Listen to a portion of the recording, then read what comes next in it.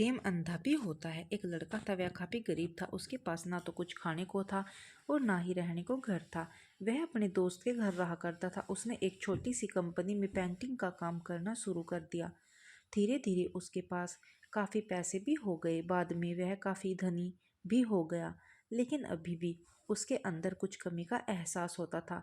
जब वह छोटा था तभी उसके माता पिता इस दुनिया से चले गए थे। उसने कभी प्रेम को नहीं जाना था।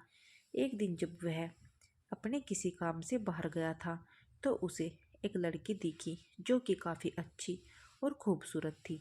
उसको देखते ही इस लड़की को उस लड़के से प्रेम हो गया। वह काफ़ी देर तक उस लड़के को देखती रही। कुछ देर बाद वह लड़की वहाँ से चली गई। कुछ दिनों तक यह लड़का भी उस लड़की को खोजता रहा, लेकिन वह लड़की न मिली। लेकिन नियति ने उस लड़की से इस लड़के को मिला दिया। वह लड़की इस लड़के के घर काम की तलाश में आई थी। लड़के ने लड़की को तुरंत घर के काम के लिए रख लिया। जब वह लड़की इस लड़के से मिलने आई तो उस समय इस लड़के ने कुछ शब्द भी साफ से नहीं बोल पा रहा था, जिससे लड़की को लगा कि यह लड़का गूंगा है। लड़का भी जान गया था कि यह लड़की हमें गूंगा समझती है। इसके साथ ही साथ यह लड़की समझ गई थी कि यह लड़का इस घर का नौकर है, ना कि मालिक है। अब जब भी यह लड़का उस लड़की के पास जाता तो गूंगा बन जाता है। अब उसे इस लड़के के लाचारी पर प्यार होने लगा। लड़की का प्रेम हद से भी बाहर जाने लगा। लड़के के एक खांसी पर भी वह लड़की दौड़े उस लड़के के पास पहुंच जाती थी। अब लड़का भी समझ गया था कि इस लड़की को मुझसे प्यार हो गया है। लड़का भी बहुत ज़्यादा उस लड़की से प्रेम करता था। उसने पहले लड़की के बारे में सब कुछ पता किया। जब उसे सब कुछ पता चल गया तो वह बहुत रोने लगा, क्योंकि उसने गूंगे होने का झूठ बोला था।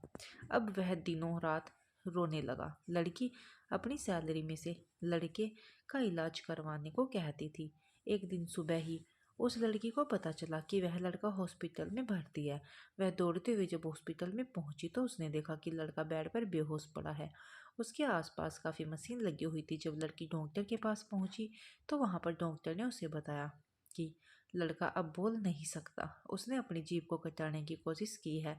इसके साथ ही उस डॉक्टर ने उस लड़के को एक पत्र दिया। उस पत्र में लिखा था, मैं एक काफ़ी धनी लड़का हूँ। जिस घर में तुम काम करती हो उस घर की का मालिक मैं ही हूँ। लेकिन इसके साथ ही मैंने तुमसे एक बहुत बड़ा झूठ बोला है कि मैं एक गूंगा हूँ। अब इस झूठ का प्रायश्चित करने के लिए मैं ऐसा काम करने जा रहा हूँ। इसके साथ ही तुम मेरे घर से मेरे मैनेजर से पैसों को लेकर अपने चाचा को दे देना और एक नई जिंदगी की शुरुआत करना। अगर हो सके तो मुझे माफ़ कर देना, तुम्हारा दोषी। इस पत्र को पढ़ने के बाद उस लड़की की आंख आंसू से भर आई। वह दौड़ते हुए मंदिर में गई। उसने भगवान के सामने कसम खाई कि जब तक वह लड़का बोलने नहीं लगता तब तक वह कुछ नहीं खाएगी, भले ही वह मर ही क्यों ना जाए। इधर डॉक्टर भी उस लड़के के का इलाज कर रहे थे। ईश्वर ने दोनों के मन की बात कबूल कर ली और अब लड़का बोलने लगा था, लेकिन वह अपनी याददाश्त को खो गया।